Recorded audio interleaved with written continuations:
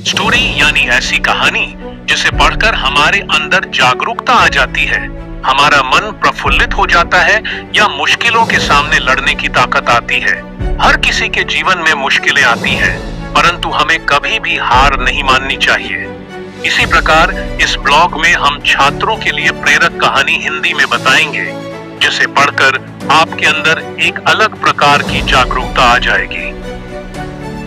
समय की बात है, एक राज्य में एक प्रतापी राजा राज करता था।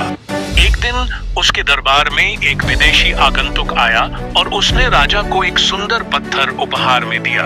राजा वह पत्थर देख बहुत प्रसन्न हुआ। उसने उस पत्थर से भगवान विष्णु की प्रतिमा का निर्माण कर उसे राज्य के मंदिर में स्थापित करने का निर्णय लिया और प्रतिमा निर्माण का कार्य राज्य के महामंत्री को सौंप दिया।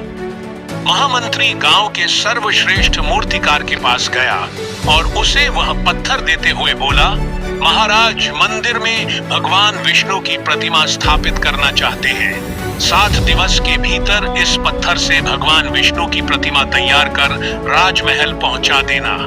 इसके लिए तुम्हें 50 स्वर्ण मुद्राएं दी जाएंगी।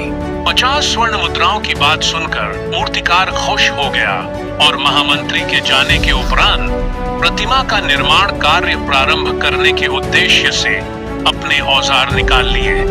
अपने औजारों में से उसने एक हथौड़ा लिया और पत्थर तोड़ने के लिए उस पर हथौड़े से वार करने लगा, किंतु पत्थर जस का तस रहा।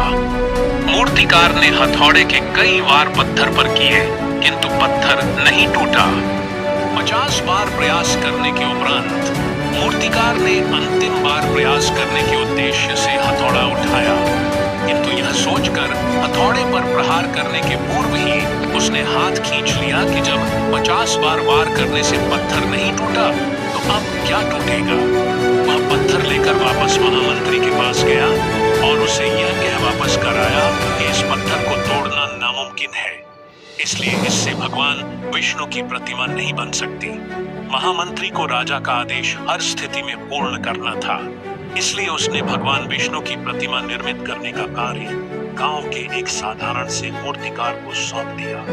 पत्थर लेकर मूर्तिकार ने महामंत्री के सामने ही उस पर हथौड़े से प्रहार किया और वह पत्थर एक बार में ही टूट गया। पत्थर टूटने के बाद मूर्तिकार प्रतिमा बनाने में जुट गया। इधर महामंत्री सोचने लगा कि काश पहले मूर्तिकार ने एक अंतिम प्रयास और किया होता तो सफल हो गया होता और 50 स्वर्ण मुद्राओं का हकदार बनता। हम भी अपने जीवन में ऐसी परिस्थितियों से दो चार होते रहते हैं। कई बार किसी कार्य को करने के पूर्व या किसी समस्या के सामने आने पर उसका निराकरण करने के पूर्व ही हमारा आत्मविश्वास डगमगा जाता है और हम प्रयास किए बिना ही हार मान लेते हैं। कई बार हम 1-2 प्रयास में असफलता मिलने पर आगे प्रयास करना छोड़ देते हैं, जबकि हो सकता है कि कुछ प्रयास और करने पर कार्य पूर्ण हो जाता या समस्या का समाधान हो जाता। यदि जीवन में सफलता प्राप्त करनी है तो बार बार असफल होने पर भी तब तक प्रयास करना नहीं छोड़ना चाहिए जब तक सफलता नहीं मिल जाती। क्या पता जिस प्रयास को करने के पूर्व हम हाथ खींच लें वही हमारा अंतिम प्रयास हो और उसमें हमें कामयाबी प्राप्त हो जाए। तो दोस्तों, आपको इस कहानी से क्या सीखने को मिला कमेंट करके बताना। अगर आपको इस तरह की वीडियो अच्छी लगती है तो सब्सक्राइब जरूर करना और लाइक भी कर देना।